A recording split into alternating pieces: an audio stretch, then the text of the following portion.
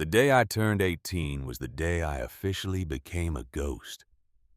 For 2 years, I had been a ward of the state of Connecticut, a file in a cabinet, a name on a list.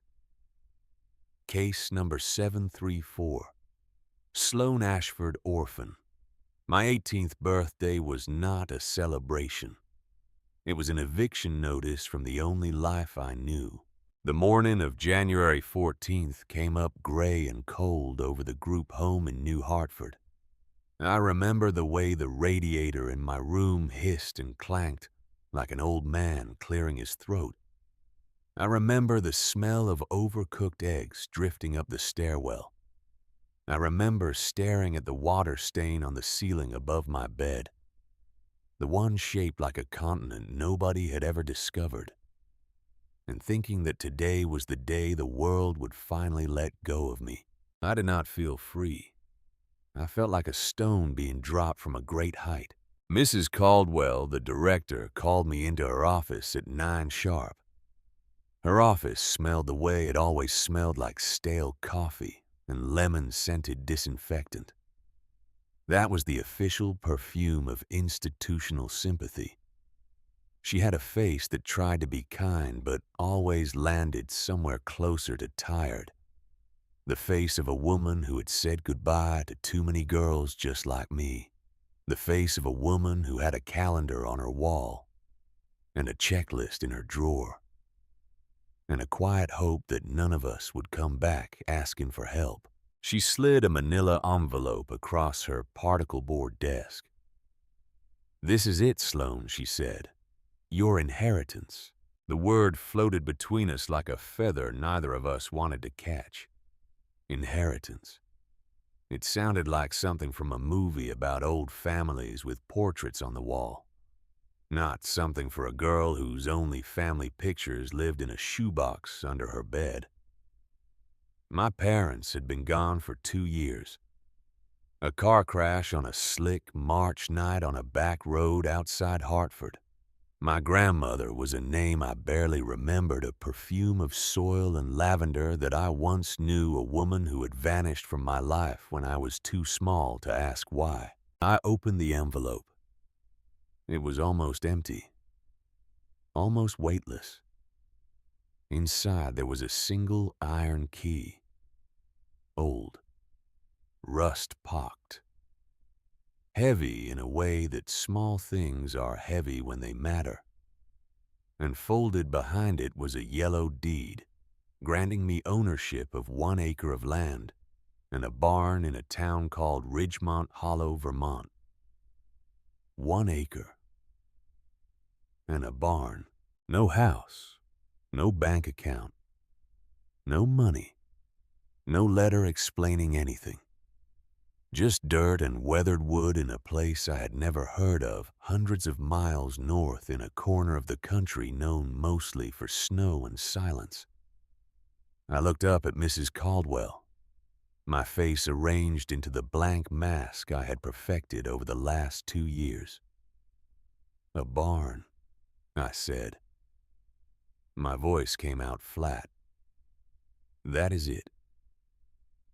She gave me the smile that all the directors gave you at the end. A tight, professional smile. "Sometimes a fresh start is the best inheritance, dear. A piece of land is something. It is yours." It did not feel like mine. It felt like a final joke. By lunchtime, the other girls knew. Word traveled in that place faster than fire. Sloan is a landowner now. Sloan is the queen of a dirt patch.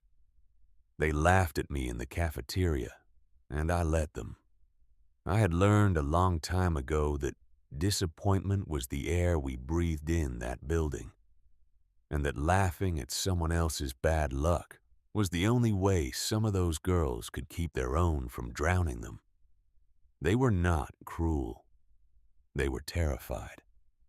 Every single one of them had a birthday coming, and every single one of them knew what the envelope would feel like in their hands. That night, I packed my life into a single canvas duffel bag. I did not have much. 3 pairs of jeans, 5 shirts, a toothbrush, a photograph of my mother holding me on a porch I did not remember, a paperback copy of a novel I had read so many times the spine had given out, and the coat. The coat was the only thing I had left of my mother that still smelled like her, faintly underneath the years. A long wool coat the color of dried oak leaves with deep pockets, and a satin lining that was beginning to come loose along the bottom seam. My mother had worn it on the day she died. I sat on the edge of my narrow bed and ran my thumb along the lining and tried not to cry. I had not cried in 2 years. I was not going to start tonight. The next morning, Mrs. Caldwell handed me a bus ticket and $100 in 20s. That was the transition fund. $100 and a wave goodbye. The state of Connecticut wished me well in my new life. I walked out of the group home without looking back. There was nothing back there to see, just a building full of girls waiting for their own envelopes. The Greyhound bus pulled out of the Hartford station at 11 in the morning under a sky the color of a bruise. I took a seat in the back against the window and pressed my forehead to the cold glass. The ride north was long and slow. I watched the world change through that smudged window. The strip malls and gas stations of southern New England gave way mile by mile to dense forests of pine and birch. The houses got farther apart. The colors leached out of everything. By the time we crossed into Vermont, the snow had started. Not the gentle, picturesque snow you see on a Christmas card. This was hard, determined snow. Snow that meant business. Snow that wanted to erase the world. I tried to think about what would happen when I got there. I had a plan, or what passed for a plan in my life. Get to Ridgemont Hollow. Find a real estate agent. Sell the land for whatever I could get. A few $100, maybe 1,000 if I was lucky. Take that money and disappear into some city. Get a cheap apartment. Find a job washing dishes. Survive. That is all I had ever been taught to do. Survive. I pulled the deed out of my duffel and unfolded it carefully on my lap. The paper was thick, almost like cloth. The ink had faded to a brown the color of old tea.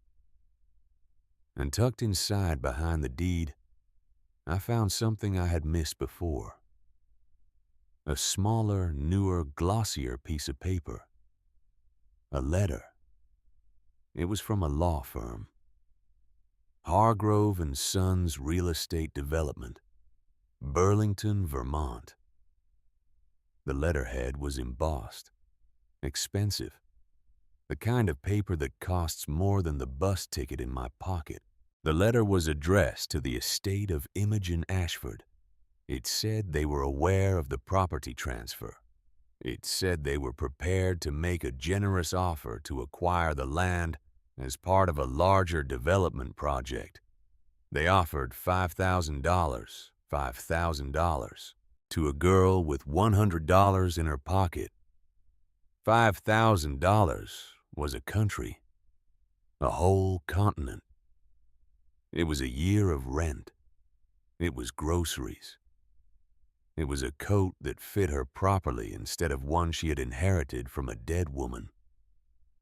It was the answer to a problem I had not even known how to start solving. The letter was dated 8 days ago. 8 days. My grandmother's will had not even been public for 2 weeks, and these people already had a letter in the mail. They were efficient. They were waiting. For a moment, I let myself feel it. The relief. The bright, sudden warmth of an exit door appearing in a wall I had thought was solid. I would not even have to stay in Ridgemont Hollow overnight. I would walk into their office. I would sign the papers. I would be on the next bus south by dinner. And then a smaller, stubborn voice in the back of my head spoke up. Why are they so eager? Why would a development company want one tiny, isolated acre with nothing on it but a derelict barn? $5,000 was not a generous offer for valuable land. It was a fast offer. It was a make-this-go-away offer. It was the kind of offer you make when you want something so badly you are willing to pay a stranger to not ask questions. Life had taught me by then that nothing was ever that easy. Easy was a trap with a smile painted on the front of it. I folded the letter back into the deed. The bus rumbled on through the white. I do not know what made me reach into the lining of my mother's coat right then. Maybe boredom. Maybe restlessness. Maybe the same instinct that makes a person pat their pockets for a key they have already found. I slid my fingers down inside the loose satin where the seam had given way, the way I had 1,000 times before. And this time my fingertip brushed something I had never felt there. Paper. A small folded square of paper wedged deep down in the hem, caught against a fold of fabric I had never thought to investigate. My breath stopped. I worked the paper free with 2 fingers slowly like a surgeon. It came out crumpled and yellowed and warm from being pressed against the lining for years. I unfolded it on my knee. The handwriting was my mother's. I had not seen my mother's handwriting in 2 years, and the sight of it on that paper hit me with a force I was not prepared for. I had to look out the window for a full minute and breathe before I could read it. The letters were shaky, rushed. The kind of handwriting a person uses when she is afraid someone is going to walk in on her. Sloan. If you are reading this, then I did not get to tell you the things I should have told you. I'm sorry for that. I am sorry for everything. There is a place in Vermont. Your grandmother, Imogen, has a piece of land. A barn. If anything ever happens to me and to your father, you have to go there. You have to go to Imogen. Trust her. Do not trust the men who offer you money. Do not trust the lawyer named Mercer. They killed your grandfather a long time ago, and they will try to find you. I love you. I have always loved you. Be brave. It was unsigned. There had not been time to sign it. I read it 3 times. Then I read it again. The bus engine hummed under my feet. Somewhere up ahead, a baby was crying. The snow tapped the window like fingers. My mother had known. My mother had known something was coming for them, and she had hidden a letter in the lining of her coat where I would only find it if I really looked. She had known about the land. She had known about my grandmother. She had known the name Mercer, and she had used the word killed. I sat with that word for a long time. Killed. The car crash had been on a back road in March. Black ice. That was what the police had said. That was what everyone had said.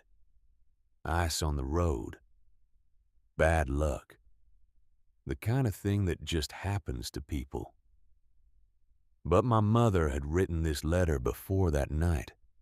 Before. Which meant she already knew. Which meant she had been waiting for it. I pressed the letter flat against the deed in my lap and I closed my eyes, and I tried to remember her. I tried to remember the last thing she had said to me on the morning of that day. She had been standing in the kitchen with her hand on my father's back. She had looked tired. She had looked over her shoulder at me and she had said, "Baby, if anything ever happens, you remember that your grandmother loves you." I had told her not to be morbid. I had told her to drink her coffee. I'd been 16 years old and I'd been annoyed. And she had smiled at me like she was memorizing my face.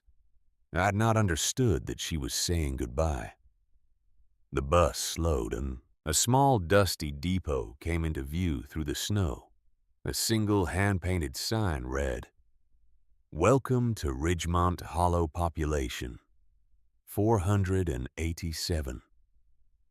The town beyond it was just a smear of white and gray, a smudge of buildings huddled along one main street, smoke rising in thin gray ribbons from chimneys.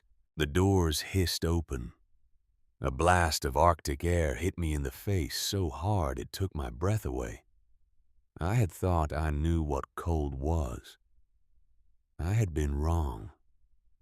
This was a cold with teeth in it. A cold that crawled inside your coat and made itself at home. I was the only one who got off. I stood on the platform with my duffel bag in one hand and my mother's letter folded inside my mother's coat, and I watched the bus pull away. Its red taillights faded into the swirling white, and then there was nothing. Just snow falling and silence, and the soft creak of a wooden sign, somewhere down the street swinging in the wind. The choice was right there in front of me, plain as the snow. I could walk into the diner across the street and ask to use the phone. I could call Hargrove and Sons. I could sign their papers, take their $5,000, and be on the next bus out of this dying little town. I could do what the world expected me to do. Or I could find out what my mother had been afraid of. I pulled the iron key out of my pocket. It was cold and heavy in my hand. It felt like it had been waiting a long time. I pulled my collar up against the wind and I started walking toward the blinking traffic light at the center of town. The town of Ridgemont Hollow was not so much a town as it was a suggestion of one. A main street. A handful of two-story brick buildings, their faces weathered from 100 winters. A diner with a flickering neon sign that just said, "Eat the H," having burned out at some point and never been replaced. A post office. A general store. A small office with a wooden shingle that said, "Holloway Law," in faded gold lettering. And a few dozen sturdy houses, modest snow-covered smoke, curling from their chimneys like contented sighs. Everything was hushed, the way the world gets hushed under fresh snow. A town holding its breath. A bell chimed when I pushed open the door of the general store. A wave of warm air hit me and I almost cried with the relief of it. The store smelled like wood smoke and coffee and old leather and sawdust. It smelled like a place that had been here longer than I had been alive. Behind the counter, an old man was reading a newspaper. White beard. Suspenders. Reading glasses pushed down to the tip of his nose. He looked up at me over the rims and his expression did not change, but his eyes did. His eyes did something. They sharpened the way a man's eyes sharpen when he has been waiting for somebody and is not sure yet if he is glad they came. "Not from around here," he said. It was not a question. "No," I said. My voice sounded small in the quiet of the store. "I am looking for a property. Imogen Ashford's place." The old man set the newspaper down very slowly. He took his glasses off. He polished them on the edge of his flannel shirt. He looked at me for a long time, and something in his face softened in a way I was not prepared for. It looked like recognition. It looked like relief. It looked almost like grief. "Imogen's girl," he said. His voice was a low rumble. "You have her eyes." I did not know what to say to that. Nobody had ever told me whose eyes I had. I felt something turn over in my chest.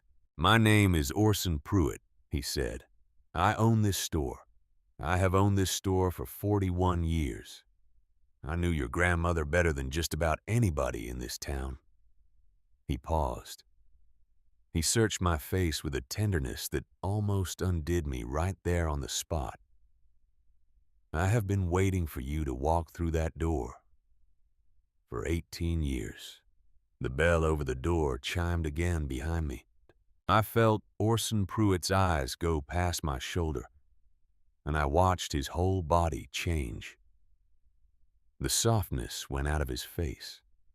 His jaw set. His hands settled flat on the counter in a way that looked very, very deliberate. A man stepped into the store. He was wearing a long charcoal overcoat, the kind of coat that costs more than a used car. His shoes were oxblood leather, polished to a mirror finish, and they did not have a single drop of snow on them, which meant he had come straight from a vehicle with a heater. His face was smooth and pale. His hair was the color of wet sand. He smiled at me, and the smile was perfect, and it did not reach his eyes. "Miss Ashford," he said, "I thought I saw you come in." He extended his hand. "I am Thaddeus Mercer. I represent Hargrove and Sons. We sent you a letter." The word Mercer landed in the room like a stone dropping into a still pond. I felt my mother's note pressing against my chest through the coat. "Do not trust the lawyer named Mercer." I didn't take his hand. Orson Pruitt stepped out from behind the counter. He did it slowly, the way an older man moves when he wants you to think he is just stretching his legs. But he placed himself between me and Thaddeus Mercer, with the casual precision of a man who has done this kind of thing before. "The girl just got off a bus, Thad," Orson said. His voice was easy. His eyes were not. "Give her a minute to warm up before you start your sales pitch." Mercer's smile did not move. "Of course. I just wanted to welcome Miss Ashford to Ridgemont Hollow, and to remind her that our offer is a clean, simple solution. That property is a liability. Roof is caving in. Foundation is cracked. Nobody has lived there in months. We can take it off her hands by tomorrow morning. Cash in her pocket. New life ahead of her." He turned the smile on me. "It is the smart play, Miss Ashford. Sometimes the kindest thing a town can do for a young woman alone is to make her exit easy." He let that hang in the air. Then he placed a business card on the counter beside my elbow, gave Orson a small, precise nod, and walked back out into the snow. The bell chimed behind him. The cold rushed in. The door closed. The silence he left behind was loud. Orson Pruitt waited until Mercer's black SUV pulled away from the curb. He waited until it disappeared around the corner. Then he turned to me, and the easy old shopkeeper was gone. What stood in front of me was something harder, something that had been holding itself together for a long, long time. "He has been sitting in that diner since 5:30 this morning," Orson said. His voice was very quiet. "He drank 3 cups of coffee. He kept his coat on the whole time. He has been waiting for you, Sloan. Somebody told him exactly which bus you would be on. somebody at that group home in Connecticut picked up a phone. I felt the floor of the world tilt a little under me. "Why?" I said. Orson Pruitt looked at me for a long moment. Then he looked past me at the door Thaddeus Mercer had just walked through, and he shook his head once.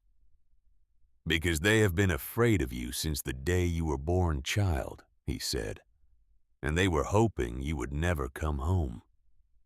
He came around the counter and gently took my duffel bag out of my hand, like he had been planning to do it the whole time. "Come on," he said. "I will close up. I'm taking you out to your grandmother's barn before that snow gets worse. And on the way, I am going to tell you a story. It is a story your mother should have told you. It is a story I have been carrying for 40 years, and it has gotten heavy. I would like very much to set it down." We drove out of town in his old pickup truck. The heater roared. The wipers slapped at the snow. The world outside was a tunnel of white pines bowed under their own weight. Orson Pruitt did not waste time. "Your grandfather's name was Henry Ashford," he said. The truck's tires crunched along the unplowed road. "He was a land lawyer, the best in this part of Vermont. And he was a good man, which is rarer than a good lawyer. And the two together is something close to a miracle. He was my friend. He was Imogen's husband. And in 1985, Henry Ashford figured out something he was not supposed to figure out." He glanced at me. "Cyrus Hargrove, the man whose company sent you that letter. Cyrus is what your grandfather discovered. Cyrus Hargrove is Henry's older half-brother." I turned my head and stared at him. "What?" Orson kept his eyes on the road. "Albert Hargrove built that company. Made his money in granite quarries and timber and then in land. 2 wives. First wife had Henry. Second wife had Cyrus. Old Albert died in 1972 and left 60% of the company to Henry because Albert knew even then what Cyrus was. Cyrus was the kind of boy who pulled the wings off flies and watched them try to crawl. Albert was not blind." He let out a slow breath. "Cyrus forged the will, took the whole company for himself. Your grandfather Henry did not even know what he was owed for almost 13 years. He found out in 1985. He started gathering proof. He was going to file. Quietly. Carefully. He had the documents. He had a witness." Orson's hands tightened on the wheel. In the spring of 1987, Henry Ashford was found hanging in his office. The official ruling was suicide. Your grandmother Imogen did not believe it for one single second. Neither did I. Neither did anyone who knew the man. But the sheriff was already in Cyrus Hargrove's pocket, and nobody could prove anything. So Henry was buried as a suicide, and Cyrus Hargrove went on building his empire. I could not feel my hands. Imogen had your mother already by then. Delphine was an infant.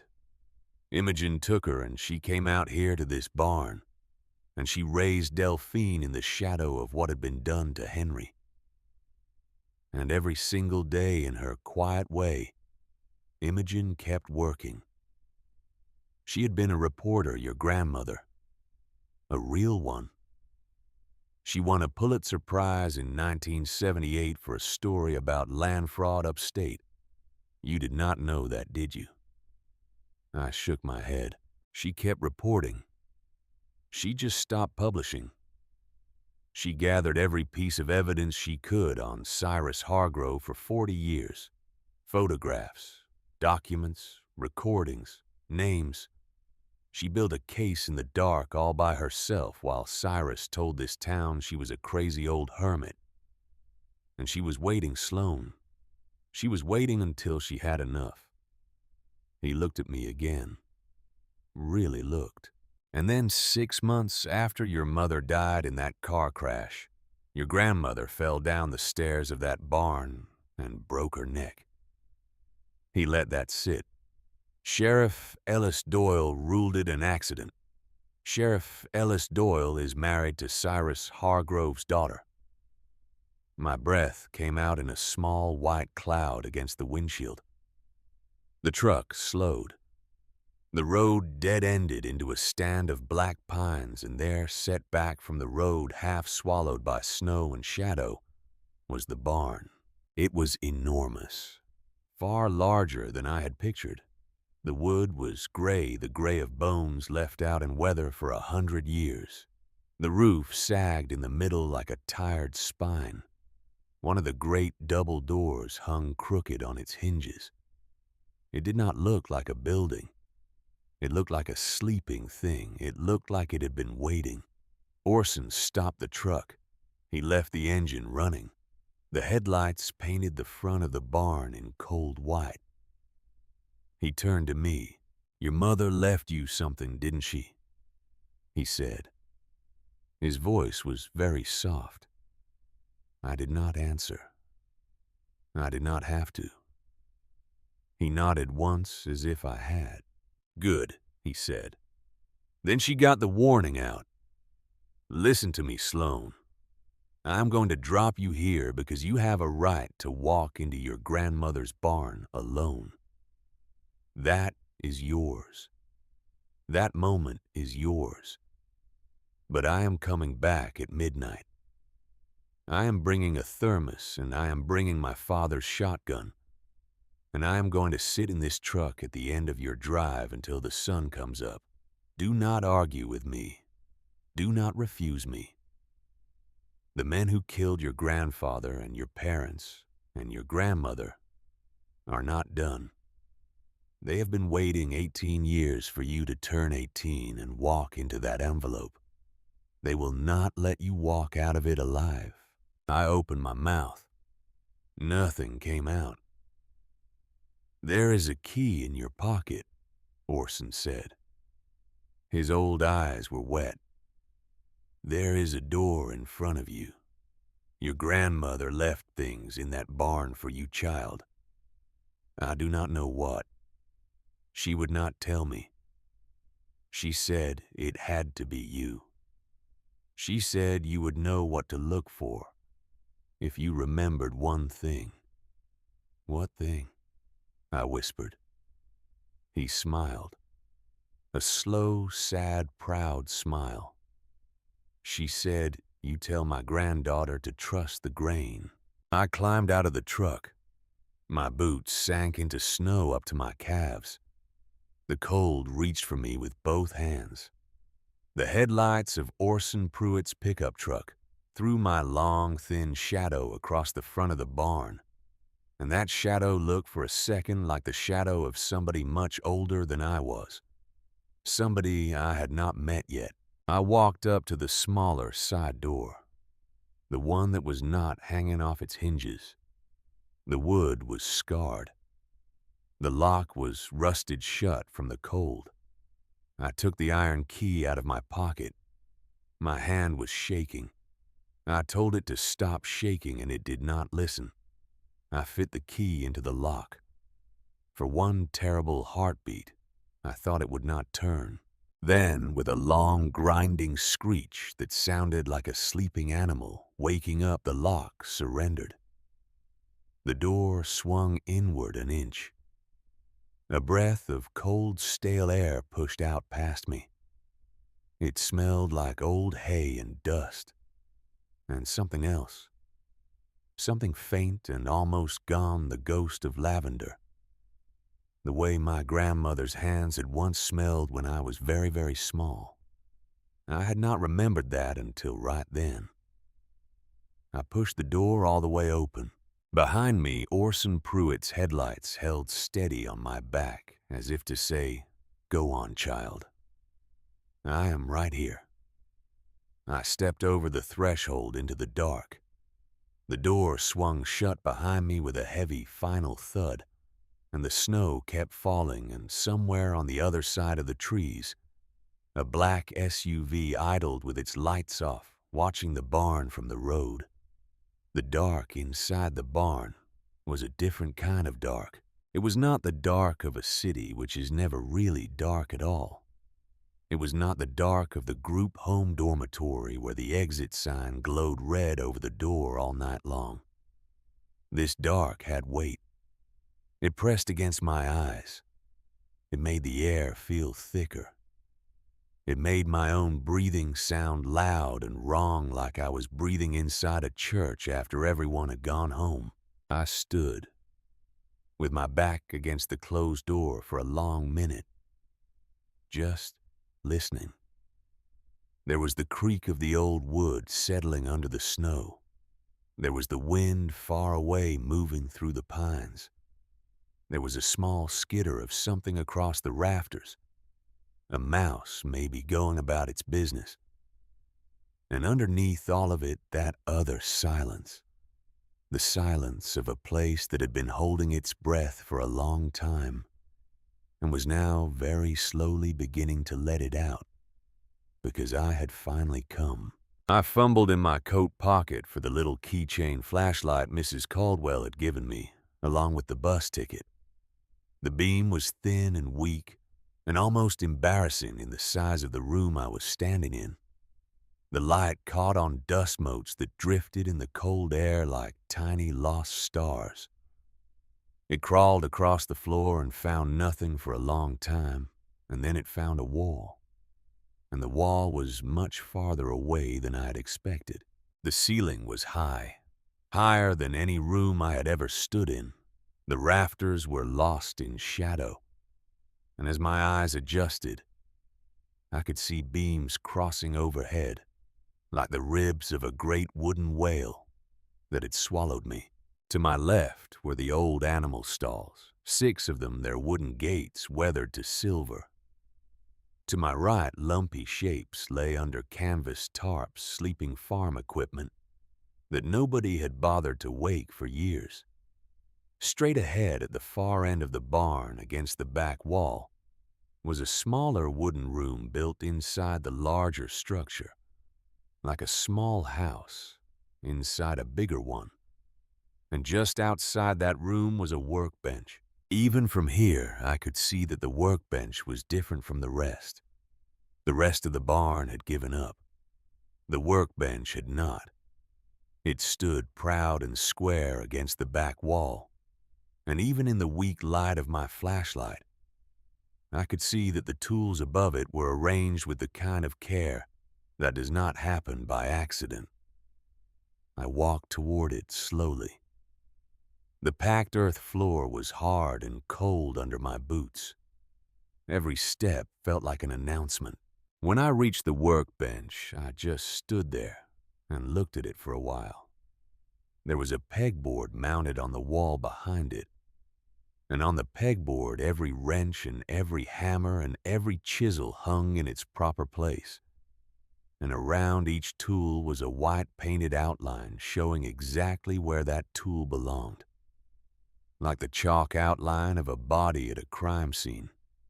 It was the work of a person who refused to lose track of anything.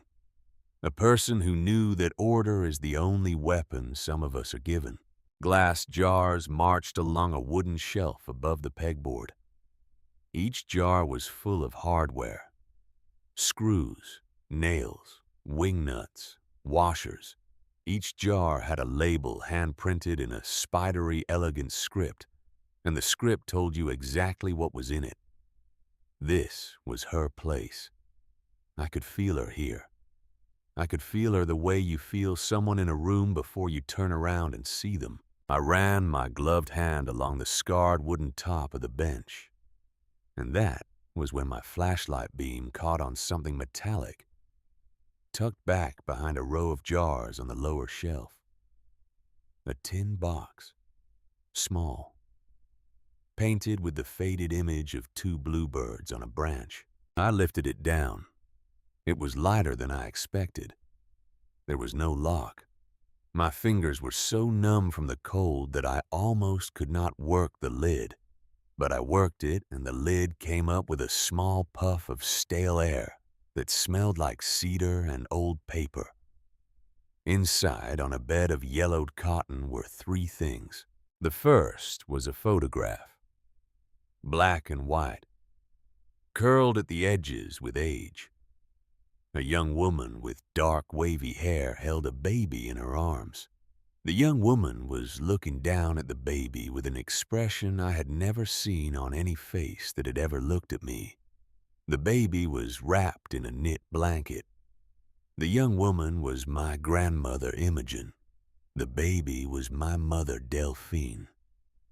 I knew it before I knew it. I knew it the way you know your own face in a mirror. I sat down on the cold floor with the photograph in my hand, and I did not cry. I did not let myself cry. Not yet. I was not done. The second thing in the tin was a small, folded square of paper. The handwriting on the outside said simply, Sloan. I unfolded it. My darling little bird. If you have found this, then you are smarter than they thought you would be. And you are braver than I had any right to ask you to be. I am sorry I am not there to greet you. I have waited my whole life for you to walk through that door. And now that you have, I am only a voice on a piece of paper. Forgive me for that. There are things in this barn that I left for you. They are not in the obvious places. The heart of the house is not in the house. It is where the work is done. Trust the grain. I love you. I have always loved you. Your grandmother, Imogen. I read it 3 times. The flashlight beam shook in my hand, and I steadied it against my knee. The third thing in the tin was the strangest. It was a small bronze medal on a faded ribbon. The medal was a circle with the seal of journalism on it, and the inscription around the edge said, "The Pulitzer Prize for Investigative Reporting awarded to Imogen Ashford, 1978, for a series of articles exposing land fraud in Caledonia County." I held the medal in my palm and felt the weight of it. My grandmother had won a Pulitzer Prize, and nobody had ever told me. The town of Ridgemont Hollow had thought she was a hermit, and Cyrus Hargrove had let them think it. And meanwhile, she had a bronze medal in a tin box of bluebirds. I sat there on the cold floor and I let it wash over me. 40 years of a woman I had never met. 40 years of patience. 40 years of fight. She had been waiting in this barn for me with the lights off. And now I was here. I stood up. My knees ached from the cold. I shone the flashlight on the workbench again with new eyes this time. The heart of the house is not in the house. It is where the work is done. I was where the work was done. Trust the grain. I bent down and ran my light along the front of the workbench. There were drawers. I pulled them open one after another. They were full of more tools, coils of wire, spare parts, an old level, a brass compass. Ordinary things, nothing hidden. I crouched and shone the light along the legs of the bench. 4 heavy legs made of laminated oak, built to last 100 years.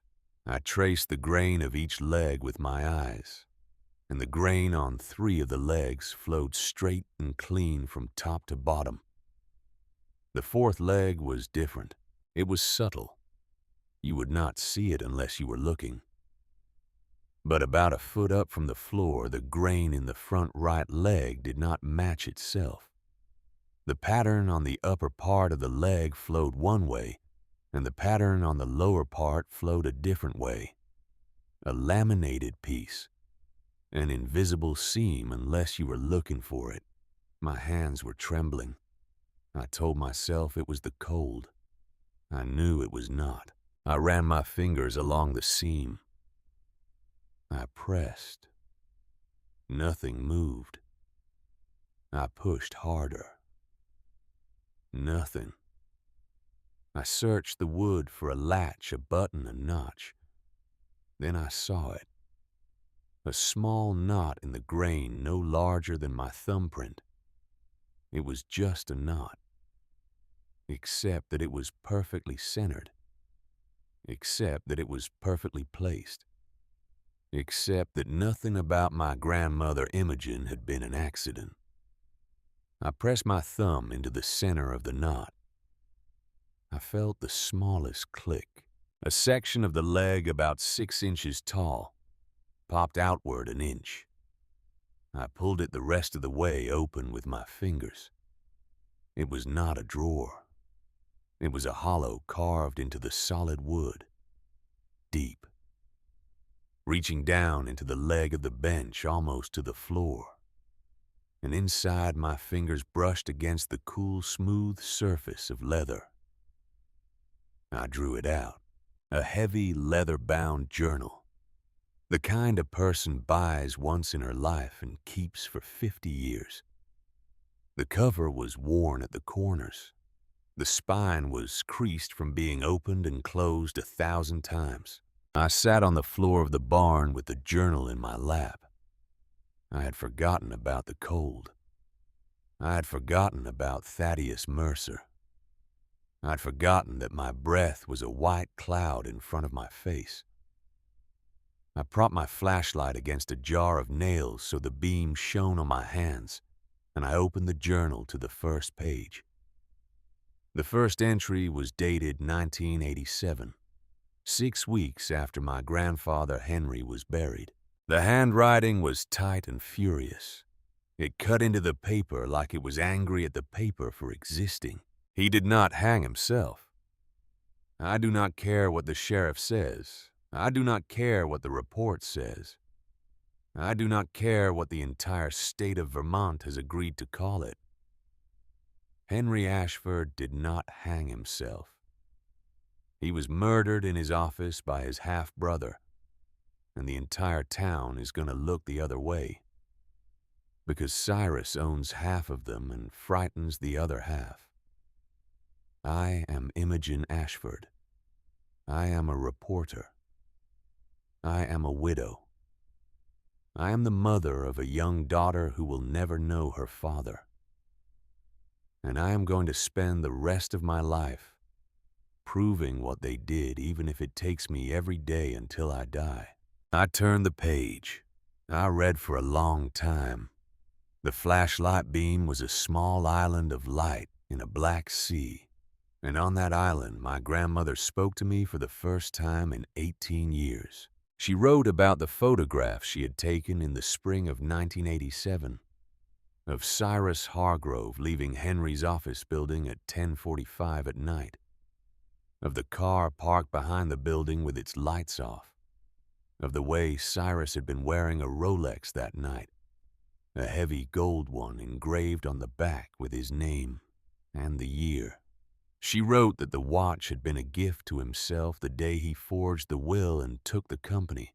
She wrote about Sheriff Ellis Doyle, who had been only a deputy then, but who had been the first one to arrive at the scene, and who had ruled it a suicide before the coroner had even gotten out of bed. She wrote about how 3 years later, Ellis Doyle married Cyrus Hargrove's only daughter in a quiet wedding at the country club. She wrote that one event was the price of the other.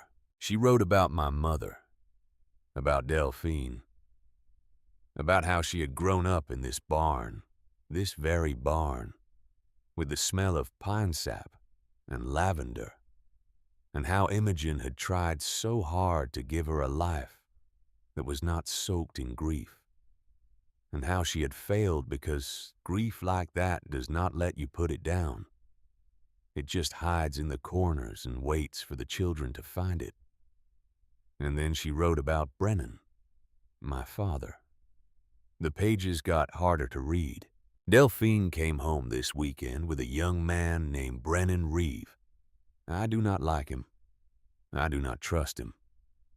He smiles too much, and his eyes do not smile with him. He is 23. She is 17. He drinks. He gambles. He talks about easy money and big plans and being his own boss. I have known 100 men like him in my life. They are the men who hurt my daughter and call it love. I told her this. She told me I was bitter. She told me I did not understand. She told me she was old enough to make her own decisions. She is. She is old enough. That is the worst part. A few pages later, they eloped in August. She is pregnant. She told me on the phone, and I cried for an hour after I hung up. Not because of the baby. The baby is a miracle. The baby will be my granddaughter. I can feel it. I have always known. The baby is a miracle. I cried because Brennan Reeve is going to ruin this child's life, and I cannot stop him. And I have already failed once at protecting the people I love. I had to stop reading. I had to put the journal down on my knees and breathe. I had spent 2 years in a group home thinking my grandmother had abandoned me. I'd spent 2 years before that thinking she had simply not cared. I had spent my entire life believing that I had been born unwanted into a family that did not want me. And here in this coal barn, I was reading the journal of a woman who had loved me before I was born, who had cried over me on the phone, who had called me a miracle. I picked the journal back up. I kept reading. The years went by in the pages. Delphine and Brennan in a small apartment in Hartford. The fights. The bruises Delphine pretended not to have. The drinking. The disappearing for days at a time. Imogen wrote about the day I was born. She wrote that she had driven down to Hartford in a snowstorm to be there. She wrote that she had held me in the hospital and that I had wrapped my whole tiny hand around her thumb and refused to let go for an hour. She wrote that she had whispered into my ear, "You are an Ashford. You are an Ashford, you are an Ashford." She wrote about the year I turned 8. Brennan owes Cyrus Hargrove $80,000 in gambling debts. I do not know how he made the connection. I do not know how a man like Brennan Reeve in Hartford, Connecticut, ended up owing money to my dead husband's murderer in Vermont. But he does. I have confirmed it. Cyrus has agreed to forgive the debt in exchange for Brennan running errands. Brennan thinks he is being clever. Brennan thinks he is escaping his debt. Brennan does not understand that Cyrus does not forgive debts. Cyrus collects souls. I felt the floor of the world tilt again. 8 years old. The year I had started having the bad dreams. The year my mother had started keeping a packed suitcase on top of the refrigerator and pretending it was not there. The year my father had come home one night with a black eye and a smile and a $100 bill for me and had spun me around in the living room and told me he was going to be a businessman. I had loved him for that $100 bill. I had not known what it had cost. The journal pages went on. Brennan running errands for Cyrus Hargrove, threatening farmers who would not sell their land, setting small fires, once breaking a man's hand. Delphine knew. By the time I was 14, Delphine knew. She wrote letters to her mother that Imogen kept in the back of the journal taped in carefully, and I read them now. In my mother's handwriting, the handwriting I had just rediscovered 6 hours ago on a Greyhound bus. Mom, he hit me again. He says it is the last time. He always says it is the last time. I am so tired. Sloane is 14. She knows. She pretends she does not know. But she knows. I do not know how to leave him. I do not have any money of my own. He took my paychecks. He says it is for the family. Mom, I am so scared. I sat with that letter for a long time. I had been 14. I had known. My mother was right. I had known, and I had pretended not to know, because the alternative was to admit that the man who tucked me in at night was a monster. And no 14-year-old wants to admit a thing like that. The journal moved on. Then I came to March of 2024, the month my parents had died. The handwriting had changed by then. It was older, shakier. Imogen had been 79 that month, but the entries were fierce. Delphine called me last night. She was crying. Brennan came to her and told her he was going to go to the state police. He said he could not do this anymore. He said he had been involved in something that hurt a child. I do not know what it was. I did not ask. He told Delphine he was going to confess everything. He told her they were going to move. New Hampshire, Maine. Somewhere Cyrus could not reach. Delphine begged him not to. She was terrified. She knows what Cyrus does to people who try to leave. I begged her to come here. I begged her to take Sloane and come to the barn tonight. I told her I had protected her once, and I could do it again. She said tomorrow. She said Brennan needed to settle one last thing.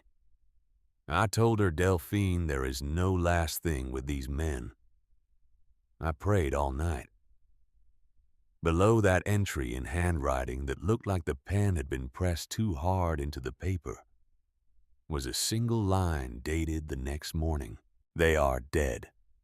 Black ice. The road was salted. Black ice does not happen on a salted road.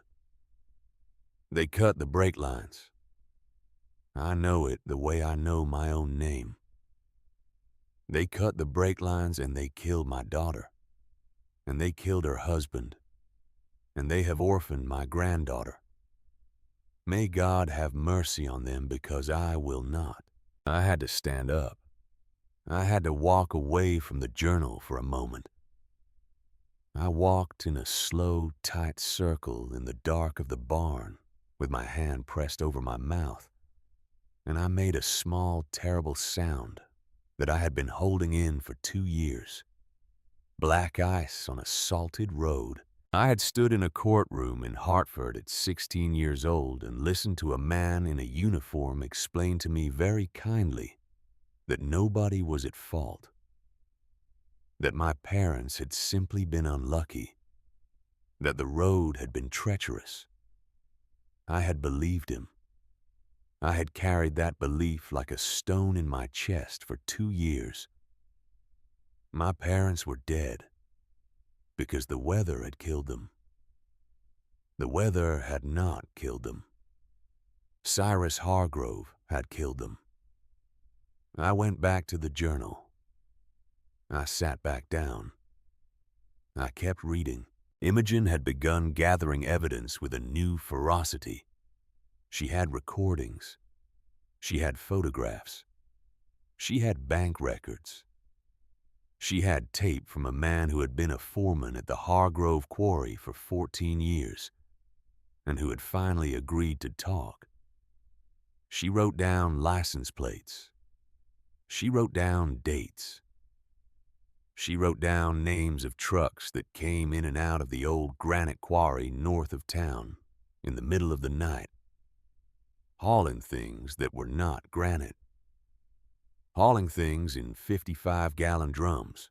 She wrote about the water. 4 people in this town have died of the same kind of cancer in the last 5 years.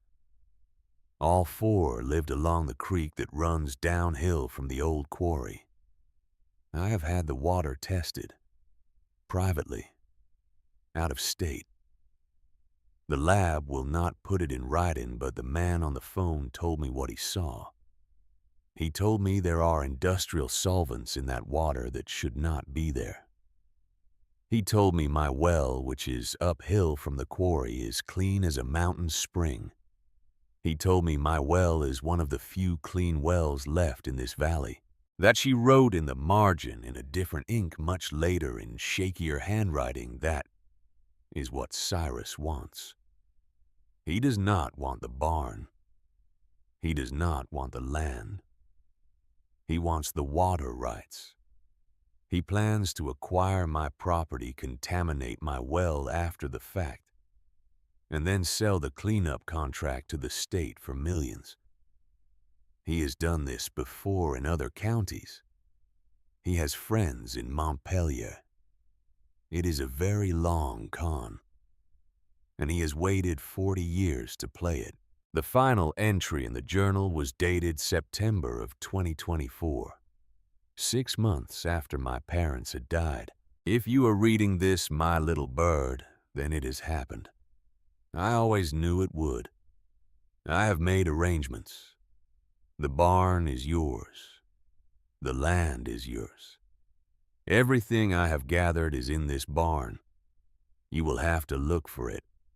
I have not made it easy because the men who want it will tear this place apart looking for it, if I do, and I will not give them the satisfaction. The foundation is everything. What is built on stone will stand. What is built on lies will fall. He built his empire on lies. I built my house on stone. The answer is in the foundation. That was the last line. I closed the journal very gently. I held it against my chest. I sat in the cold dark, and I let myself finally cry. Not loud, not long. Just the slow, steady weeping of a girl who had finally been told the truth about her own life, and who could feel an old burden lifting off her shoulders and a new one settling down in its place. I did not know how much time passed. The flashlight beam was going yellow. The batteries were dying. I did not have much time. I stood up. My legs were stiff and my joints ached. I pointed the flashlight at the small wooden room at the back of the barn, the walled-off space. Her workroom, maybe, where she had kept her preserves, where she had done her writing. I walked across the packed earth floor and stepped inside. The room was no bigger than 10 feet by 10 feet. The floor was different in here. In the rest of the barn, the floor was packed dirt. In here, the floor was made of flat granite stones fitted together like puzzle pieces. The stones were old, quarried, I realized, from the very quarry that had poisoned this town. My grandmother had built her house on the bones of the enemy. The foundation is everything. What is built on stone will stand. I knelt down. The cold of the stones came right through my jeans. I took the heavy iron pry bar from the workbench, which I had grabbed without quite knowing why, and I began to tap each stone with the end of it. The sound was the same on every stone. A solid thunk. A dead sound. Dozens of stones all giving back the same answer. I worked my way across the room. My breath made small clouds. My hands ached. I was almost ready to give up when I came to the stone in the very center of the room. It was not different in size. It was not different in color. But on one corner near the edge, where the stone met the next stone, someone had carved a small mark into the granite. So small you would only see it if you were looking for it. A tiny crescent moon. A thumbnail moon. The kind of mark a person carves who knows that someday somebody she loves will be looking. I wedged the tip of the pry bar into the seam beside the marked stone. I leaned all my weight onto the bar. The bar groaned. My arms screamed. For a long moment, nothing happened. Then, with a low, grinding shudder of stone against earth, the slab began to lift. It was heavy. So heavy I almost lost my grip. I jammed the bar deeper and heaved again, and this time the stone came up far enough that I could slide it to one side. Underneath was a hole, a square hole lined with riveted sheet metal, sunk into the earth beneath the floor like a small dark grave. And resting in that hole with snow-pale dust on the lid was a steel safe. On top of the safe was an envelope. The envelope had my name on it. I sat back on my heels and I just stared at it for a long minute. I had the feeling very strongly that the world I had walked into this morning was about to end, and that something else, something I could not yet name, was about to begin. Somewhere outside, very far away, I heard the long, low howl of a snowplow on the main road. And underneath that much closer, I heard something else. The soft crunch of tires on snow. A vehicle had pulled off the road and stopped at the end of my drive. I held my breath and listened. The engine cut off. A door opened. A door did not close. Whoever it was, they were trying to be quiet. I picked up the pry bar in one hand. I picked up the envelope in the other. I left the safe sitting open in its hole because there was no time.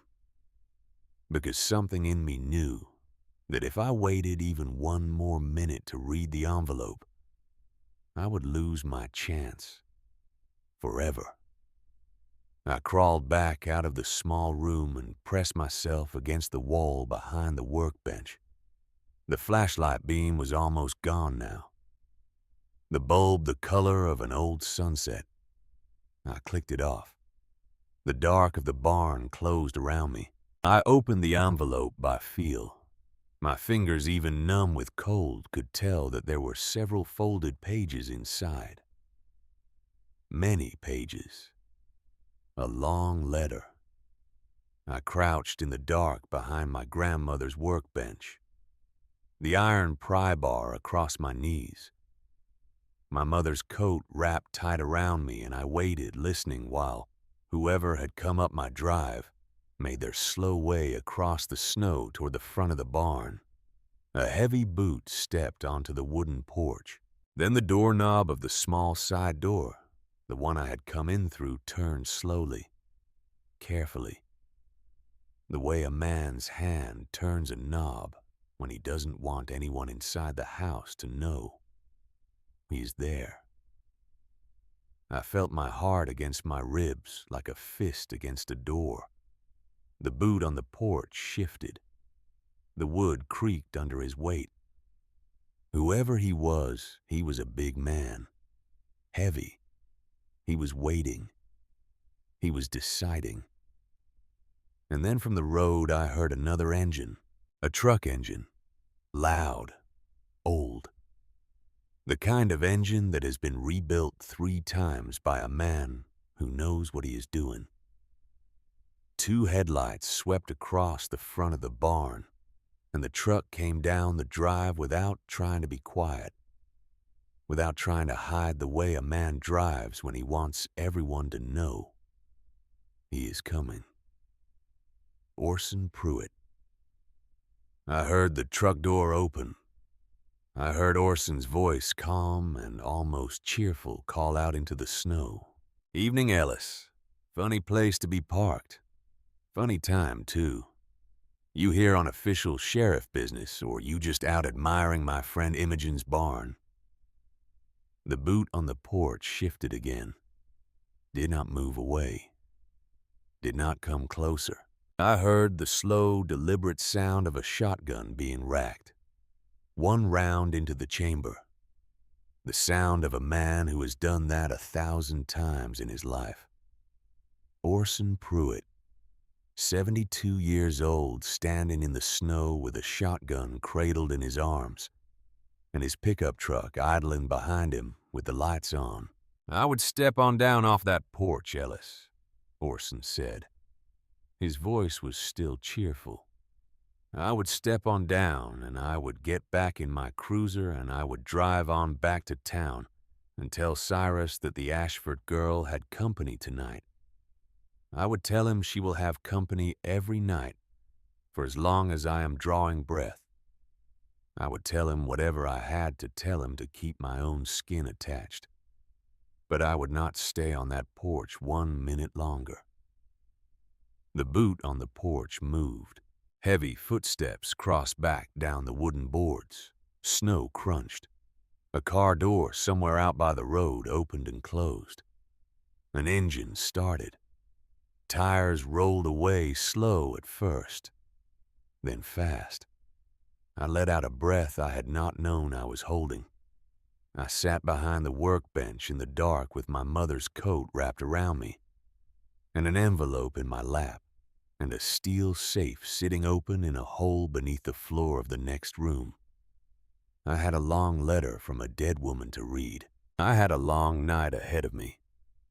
And out at the end of my driveway with the headlights on and the shotgun across his knees, an old man who had been waiting for me his whole life sat in a pickup truck and watched the road. And he was not going anywhere. I crawled out from behind the workbench on stiff legs. The cold had worked all the way into my bones now. My fingers were so numb I had to hold the envelope between my palms to feel it. I went back into the small stone room. I knelt beside the hole in the floor where the safe sat, with its lid sprung open. And I looked at what my grandmother had left for me. On one side of the safe was a metal cash box. The lid was unlatched. Inside, neat banded stacks of $100 bills. I did not count it. I did not need to count it. The letter would tell me what it was. The letter on top of everything else, the letter with my name written on it in that elegant, spidery hand, would tell me everything. On the other side of the safe was a thick, brown, waterproof portfolio. Heavy, tied shut with a leather cord. The way a person ties shut a thing she does not want the weather to find. I did not touch the cash. I touched the portfolio. I lifted it out of the safe and set it on the cold stone floor beside me. And then I unfolded my grandmother's last letter to me, and I held my dying flashlight in my teeth, and I read it there on the floor of the room she had built on the bones of the enemy. "My dearest Sloane, if you are reading this, then you are smarter and stronger than they ever gave you credit for. I am so sorry. I am sorry for the life you have had. I am sorry I was not there to protect you. Know this and never doubt it. I have loved you every single day of your life. Every choice I made, especially the hard ones, was to keep you safe. You have read the journal. You know most of what I am about to tell you.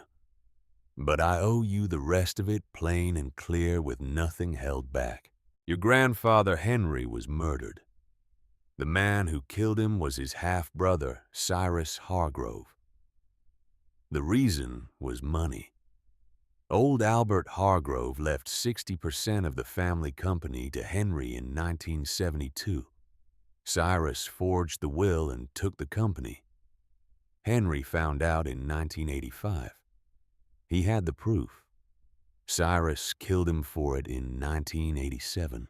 What you do not know is that the proof did not die with your grandfather. He had given it to me 3 weeks before his death. He had hidden it in a place Cyrus would never think to look. He hid it in the foundation of this barn because he knew that what a man builds with his own hands, no other man will think to tear apart. In that portfolio you are holding, you will find a copy of Albert Hargrove's true last will and testament, signed and witnessed in November of 1972. You will find a forensic analysis I commissioned in 1991 paid for, with the last of my savings, proving that the will Cyrus filed in probate was forged. You will find a notarized statement from a man named Walter Greaves, who was Albert's personal attorney for 30 years, identifying the forgery before he died in 2001. You are Henry Ashford's only living heir, my little bird. Through me, through Delphine. The 60% of Hargrove development that Cyrus has been spending for the last 53 years was never legally his. It is yours. I had to set the letter down. I had to look up at the dark ceiling of the small stone room and breathe. I had come to Ridgemont Hollow that morning with $100 in my pocket. I picked the letter back up. The portfolio also contains the rest of my work. There are photographs of trucks dumping industrial chemicals into the old granite quarry. Dated. Time stamped. Cross-referenced with shipping manifests I obtained from a foreman at the quarry named Earl Bishop, who agreed to talk to me in 2020 after his wife died of pancreatic cancer. There are water samples I had tested at a lab in Albany. There is a ledger of every man and woman in 3 counties Cyrus has trapped in debt over the last 40 years. Your father is in that ledger. So is the man who broke ground on the elementary school in 1998. So is the current mayor of Northfield. There is also a piece of evidence I am most proud of and most ashamed of. It took me 35 years to get it. In a small sealed envelope inside the portfolio, you will find a section of brake line from a 1994 Buick LeSabre. That brake line was recovered from the wreck of your parents' car. The cuts on it were not made by impact. They were made by a sharp blade applied with practice pressure, in a pattern I have seen described in 3 other unsolved cases tied to Cyrus Hargrove, going back to 1976. There is a fingerprint preserved on the inside of the line in a smear of brake fluid and dust. The print belongs to Thaddeus Mercer, the man in the long charcoal overcoat, the man who had been sitting in the diner since 5:30 this morning, the man whose handshake I had not taken. He had cut my parents' brake lines with his own hands. I felt a kind of cold settle in me that was different from the cold of the room, a cold that did not shiver, a cold that focused. I read on. My darling, you have a choice. In that safe with this letter you will find $50,000 in cash. Every dollar I could save in 30 years of pinching pennies. It is yours. You can take it and walk out of this barn tonight. You can leave Ridgemont Hollow. You can drive south and never look back. You can buy yourself a little apartment somewhere warm. You can finish school. You can build a life that has nothing to do with this war. No one would blame you. Not me. Not your mother. Not your grandfather. You are 18 years old. You did not start this. You do not owe it your life. Or you can take the portfolio to a young lawyer named Garrett Holloway in Burlington. His office is on Pearl Street. His father was your grandfather's best friend, and Garrett is, as far as I've been able to determine, the one lawyer in this state who is not afraid of Cyrus Hargrove. Garrett knows about the portfolio. He does not know what is in it. He has been waiting for someone to walk through his door with my name on her lips. If you choose the second path, Sloan, you will not have a peaceful year. You will have lawyers and reporters and threats and long nights and a fight that will take everything you have. You will not be rich at the end of it the way you would be if you simply took the cash and went. You will be something better than rich. You will be the woman who finished the work. It is your choice. It has always been your choice. I love you either way. Your loving grandmother, Imogen Ashford. I sat with the letter in my lap for a long time. I thought about being 18 with $50,000. I thought about a small, bright apartment somewhere down south. I thought about palm trees I'd only ever seen on television. I thought about a life where my name would never appear in a newspaper. I thought about being safe. Then I thought about a foreman named Earl Bishop, whose wife had died of pancreatic cancer because she had drunk water out of a tap. I thought about 4 people on a creek who had died of the same kind of tumor.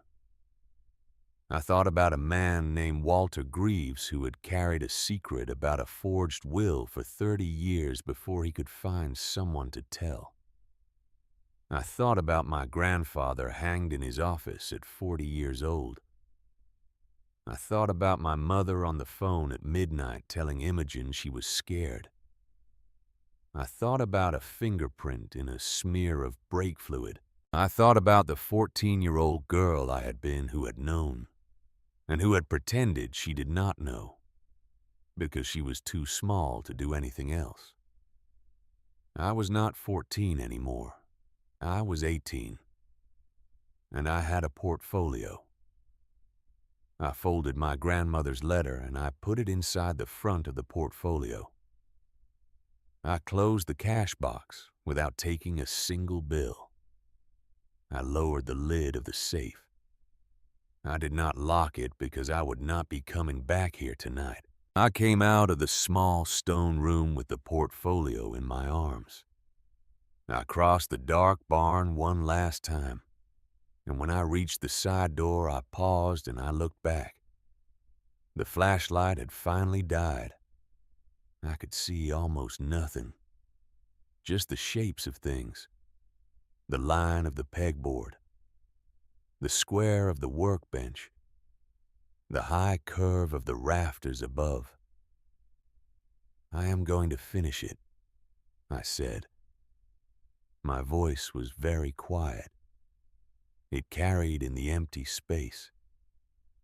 I pushed open the door and I stepped out into the snow. Orson Pruitt's truck was still parked at the end of my drive. He had turned off the headlights. He sat behind the wheel with the cab light on and the shotgun across his knees. When he saw me come out of the barn, he leaned across and pushed open the passenger door. I climbed in. He looked at the portfolio in my lap. He looked at my face. He did not ask. "Where are we going?" he said. "Burlington," I said. "Pearl Street. A lawyer named Garrett Holloway." Orson Pruitt smiled. It was the first real smile I had seen on his face. It made him look 30 years younger. "That is the right answer, child," he said. He put the truck in gear. I have been hoping it would be the right answer. We drove out of Ridgemont Hollow before the sun came up. The roads were empty. The snow had stopped. The world was that pale, unearthly blue you only see in the hour before dawn, when the night has worn itself out and the day has not yet decided what it is going to be. Orson took the back roads. He did not get on the highway until we had crossed 2 counties. He kept the shotgun on the seat between us under a folded blanket. When he stopped for gas in a little town called Hardwick, he did not let me get out. He pumped the gas himself, and he watched the road the whole time, and he did not relax his shoulders until we were moving again. I watched the sky turn gold over the white mountains to the east. "Tell me about Garrett Holloway," I said. Orson kept his eyes on the road. His father was Daniel Holloway. Practiced law in Burlington for 46 years. He was your grandfather's roommate at Dartmouth. The two of them were closer than brothers. When Henry died, Daniel was the only person besides your grandmother who refused to believe it was a suicide. He spent the next 20 years trying to reopen the case. He failed every time. The system did not want it reopened. He died in 2005 of a heart attack. He was 63 years old. His son Garrett was 19. Garrett went to law school. Garrett came home. Garrett then took over his father's practice. Garrett has been waiting for the right case to walk through the door for almost 20 years. He glanced at me. "You are that case, Sloan. You walking into his office today with that portfolio in your hands is the moment 3 generations of men have been waiting for." We came into Burlington at 8 in the morning. The city was waking up. People in heavy coats hurried along the sidewalks holding paper coffee cups. The lake was a flat sheet of silver to the west. We parked on a side street. Orson carried the portfolio. He did not let me carry it. The office of Holloway Law was on the 2nd floor of a brick building above a bookstore. The stairs were narrow and creaked under our feet. At the top of the stairs was a frosted glass door, and on the door, painted in simple black lettering, were the words, "Garrett Holloway, Attorney at Law." Orson knocked once. The man who opened the door was younger than I had pictured. Late 30s, tall, dark hair already going gray at the temples. He wore a wool sweater over a button-down shirt. No jacket, no tie. He had the kind of face that did not smile easily. But when it did, you trusted it. He looked at Orson. He looked at me. He looked at the portfolio in Orson's hands. His face did not change, but his eyes did. His eyes did the same thing Orson Pruitt's eyes had done at the general store the day before. They sharpened. "Miss Ashford," he said. His voice was deep and very steady. "Please come in. I have been expecting you for a long time." He locked the door behind us. He flipped the sign on the inside of the glass to read, "Closed." He led us through a small front room with 2 leather chairs and a coat rack into a larger inner office lined with shelves of law books from floor to ceiling. There was a fire burning low in a small iron stove in the corner. The room smelled like wood smoke and coffee. He did not sit down behind his desk. He sat down in one of the 2 armchairs by the stove and gestured for me to take the other. He poured me a cup of coffee from a pot on the side table. He poured one for Orson. He did not ask me what I took in it. He just handed me the mug, and the warmth of it almost made me cry. "Your grandmother called me 3 years ago," he said. "She told me what she had been working on. She did not tell me where it was. She told me her granddaughter would bring it to me when the time came. She told me I should not look for you. She told me you would find your way here. She told me the most important thing I could do for her was to be ready when you walked through that door. He looked at the portfolio on my lap. May I?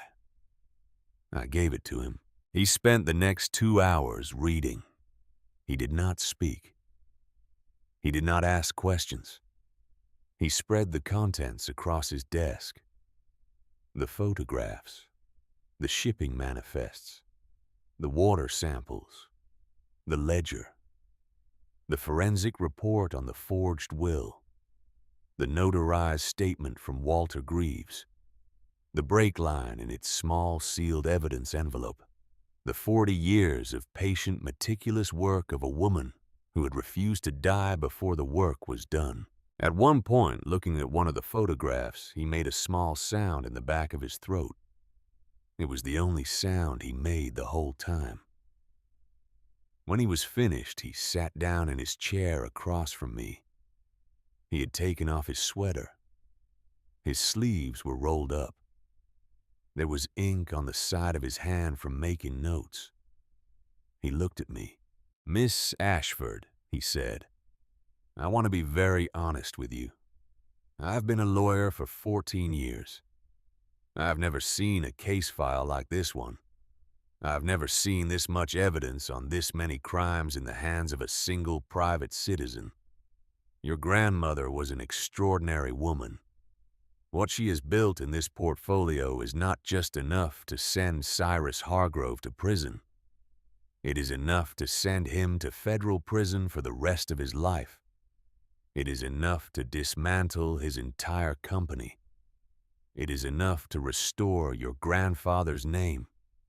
It is enough to win you back what was stolen from your family. He let that sit.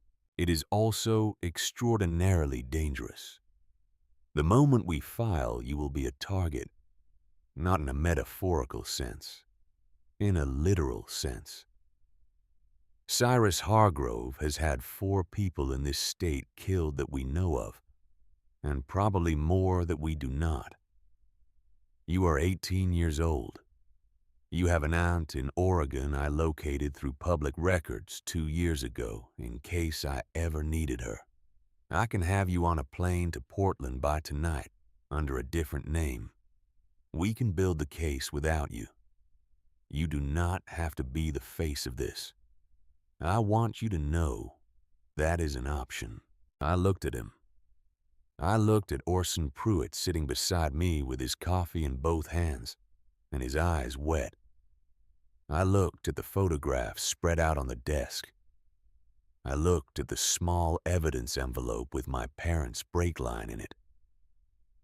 My grandmother left the work to me, I said. My name is on the deed. My mother's letter is in my pocket. I am not going to Oregon. Garrett Holloway looked at me for a long moment. Then he nodded once. The kind of nod a man gives when something he has been worried about turns out to be all right. Good, he said. Then let us go to work. What happened in the next 3 weeks I will tell you quickly, because the days ran together. Garrett made copies of everything. He made 3 copies. One stayed in his office safe. One went to a bank vault in Burlington in my name. The third he hand-delivered personally on a Tuesday morning to the Federal Bureau of Investigation field office in Burlington.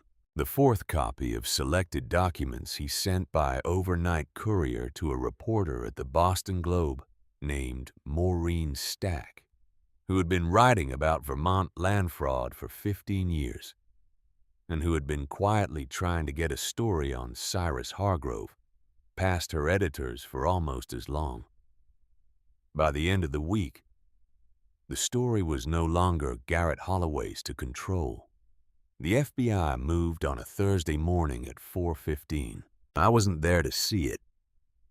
I was in a small bedroom above Garrett Holloway's office, which he had quietly prepared 3 years earlier in case the day ever came. I was watching a small television. Orson Pruitt was downstairs in the front room with his shotgun. The local news cut into morning programming. Federal agents had executed a search warrant at the residence of Cyrus Hargrove, age 78, of Ridgemont Hollow, Vermont.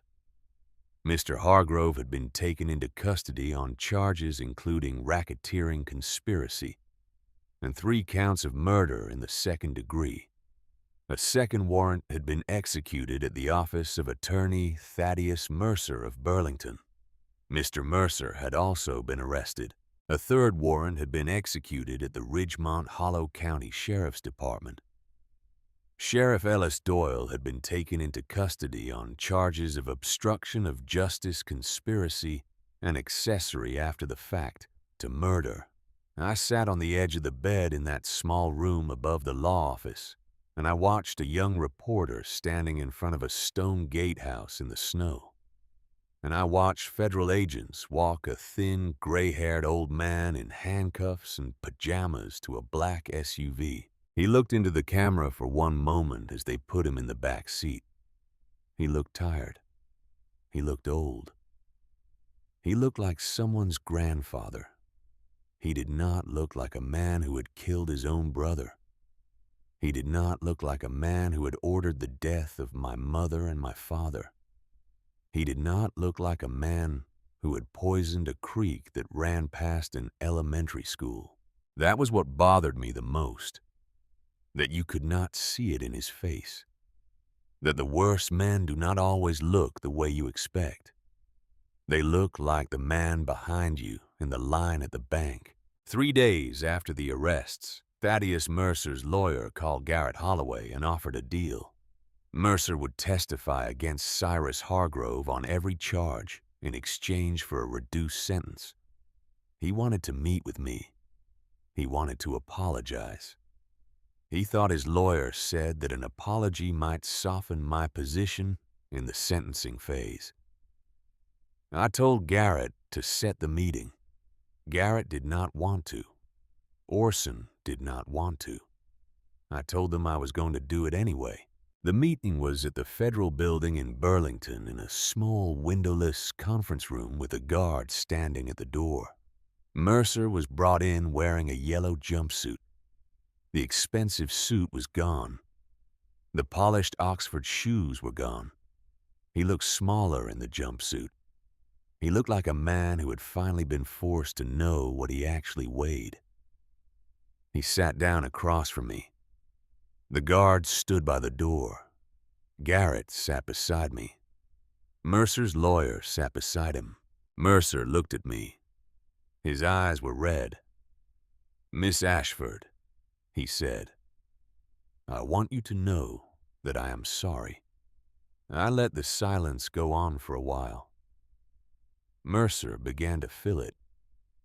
He began to explain.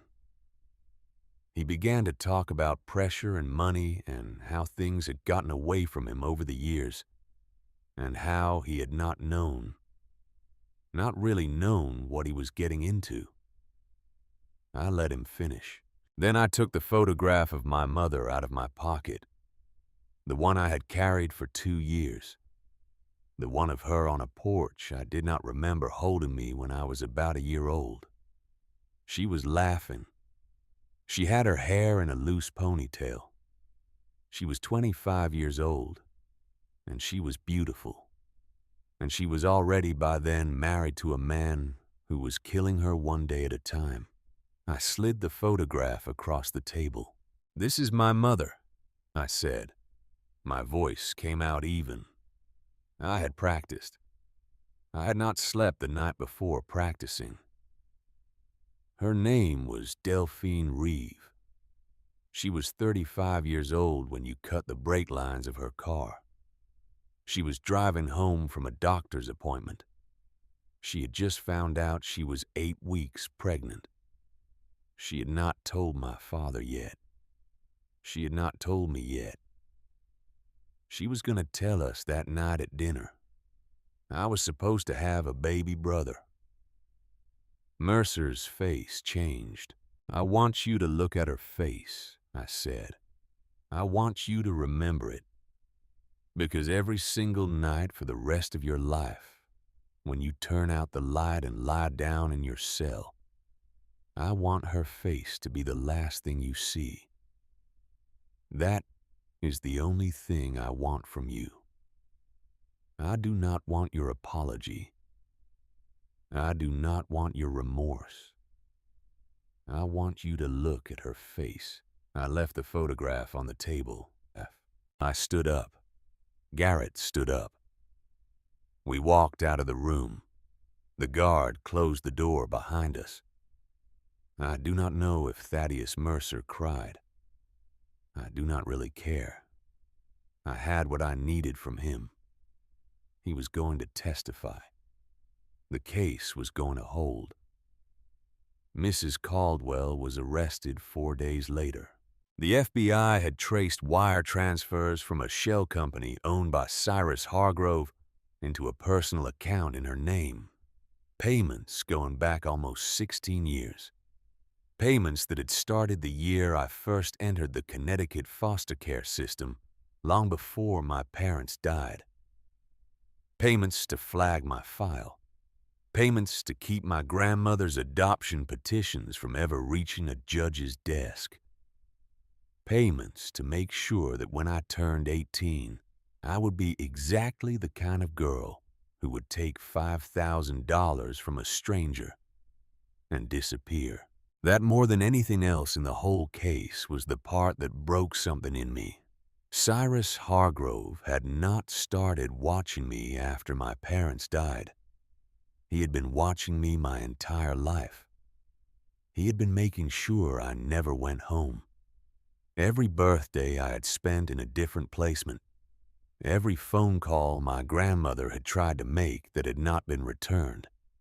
Every social worker who had told me my grandmother was unstable, unfit, unable.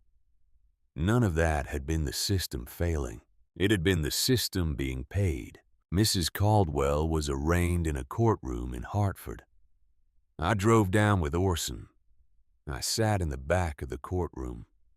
I did not say anything. I did not need to say anything. When the bailiff brought her in, she looked across the room and she saw me, and her face went the color of cold ash. I held up the photograph of my mother. I held it up so she could see it. I did not say a word. She started to cry. The judge did not stop her. He read the charges. He set bail at $3 million she did not have. I left the photograph of my mother on the bench in the back of the courtroom when I walked out. I did not need it anymore. I knew her face. The trial of Cyrus Hargrove lasted 5 months. I will not tell you everything. There is not room for everything. I will tell you this. On a Wednesday in late June on the witness stand, the prosecutor handed me the journal, my grandmother's journal. He had asked me to bring it. He had asked me if I would read certain passages aloud to the jury. I read the entry from March of 2024. I read it slowly. I read it clearly. I read the part where my grandmother wrote I begged her to come here. I begged her to take Sloan and come to the barn tonight. I told her I had protected her once, and I could do it again. She said tomorrow. She said Brennan needed to settle one last thing. I told her, Delphine, there is no last thing with these men. I read the next morning's entry. The single line. They are dead. Black ice. The road was salted. I looked up from the journal. Cyrus Hargrove was sitting at the defense table in a charcoal suit. He was looking at me. He was an old man with thin gray hair and watery eyes and liver spots on his hands. He did not look like the man I had built him into in my mind. He looked like an old man at the end of a long road. I looked at him. I did not look away. He did in the end. He looked down at his hands on the table. The jury was out for 6 hours.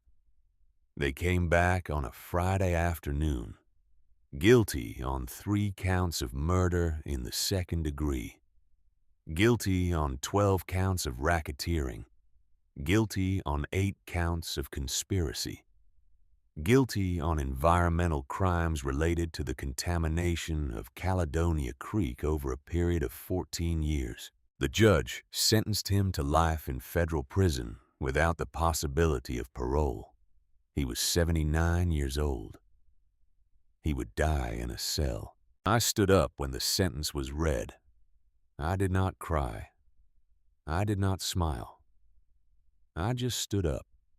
Orson Pruitt stood up beside me. 23 people from Ridgemont Hollow who had come to the trial stood up behind us. Earl Bishop, the quarry foreman, stood up. The widows of the 4 people who had died of cancer along the creek stood up. The mayor of Northfield, who had carried a debt to Cyrus Hargrove for 19 years, stood up. We stood. We did not say anything. We just stood while they took him out of the courtroom in handcuffs. He never looked back. The civil case took another 4 months. Garrett Holloway filed for the return of 60% of Hargrove development to the estate of Henry Ashford. The evidence was overwhelming.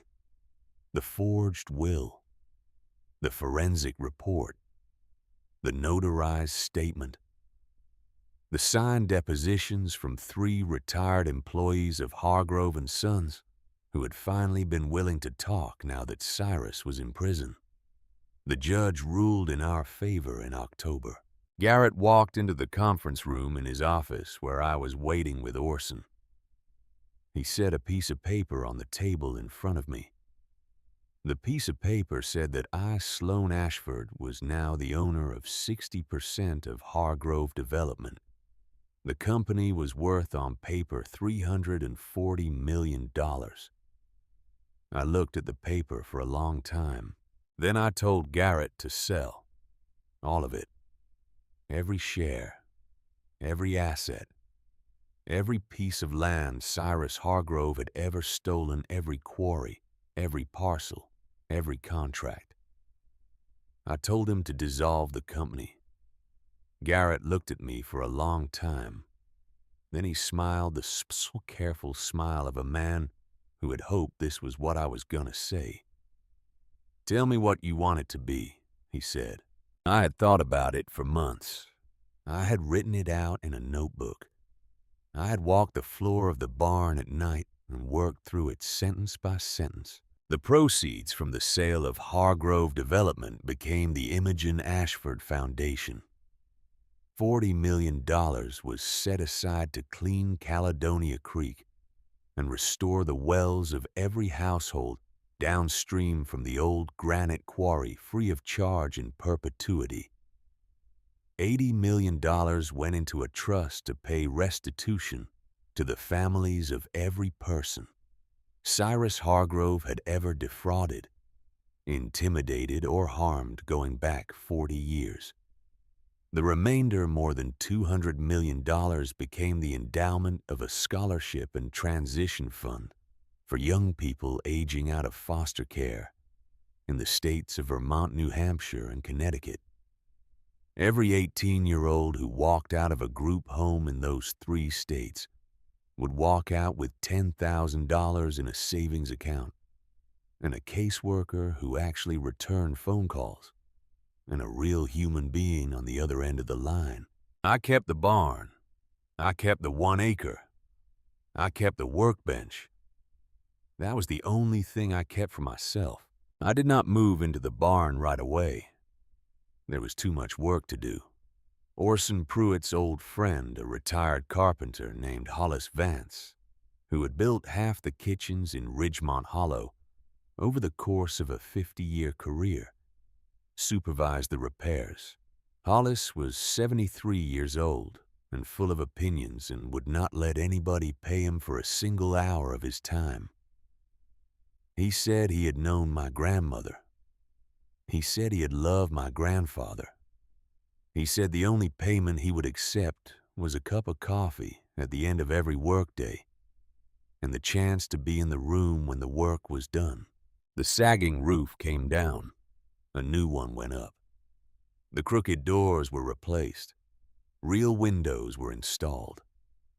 Insulation, electricity, plumbing, a small wood stove in the corner, a loft for sleeping, a long farm sink along the back wall. The workbench did not move. The pegboard stayed exactly where it had been for 50 years. The jars of nails on the shelf stayed in their order. The hidden compartment in the front right leg was left empty and untouched. I had Hollis build a small wooden frame around the hidden seam so that you could see it now, so that anyone who came into the barn would know it was there.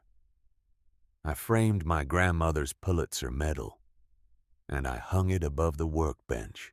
I framed the photograph of her holding my mother as a baby, and I hung it above the wood stove.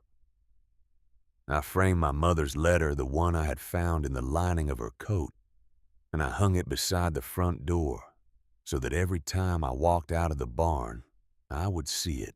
On a clear morning in May of the following year, almost 16 months after I had stepped off the bus in Ridgemont Hollow, I stood on the porch of the rebuilt barn and watched the sun come up over the pines. Orson Pruitt sat in a rocking chair beside me with a cup of coffee in his hands. He was 74 now.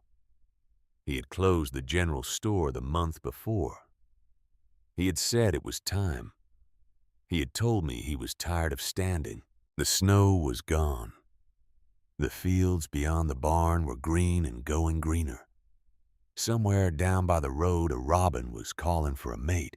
Garrett Holloway came up the drive in his old Subaru a little after 7, carrying a stack of folders. He came up every Saturday morning now. We had work to do. There was always work to do. The foundation was running. The first scholarship recipients had just been notified. A girl in Brattleboro, a boy in Manchester, a pair of brothers in St. Albans. Letters were going out. Real letters on real paper with real signatures. I sat down on the porch step. Orson rocked. Garrett sat down on the step beside me with his folders on his knees, and for a minute we did not say anything at all. The three of us just listened to the morning. I want you to know something before I close this story. The day I turned 18, a woman behind a desk in Connecticut handed me a thin envelope and called it an inheritance. I thought she was lying. I thought the world had given me nothing. I thought a barn in Vermont was a joke. I was wrong. What was in that envelope was the work of 3 generations of people who had refused to forget. A grandfather who had stood up to his brother. A grandmother who had spent 40 years gathering proof in the dark. A mother who had hidden a letter in the lining of her coat so that her daughter might know the truth one day. An old man in a general store who had been waiting for me to walk through his door for 18 years. A young lawyer in Burlington who had been waiting almost as long.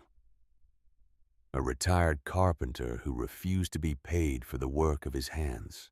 The envelope was thin because the work was already done. The work had been done by other people in the dark while I was busy being a child. All they had ever asked of me was that I be willing on the morning I turned 18 to walk out the door and finish it. That is what an inheritance really is. It is not money. It is not land. It is not a deed in a manila envelope. An inheritance is a fight that someone before you started and could not finish. and that they trusted you on faith to carry the rest of the way. So I will leave you with what my grandmother left with me. What is built on lies will fall. What is built on stone will stand. The heart of the house is not in the house. It is where the work is done. You have a barn somewhere in your life. I know you do. Something you were told was worthless. Something that was passed down to you by someone who could not finish.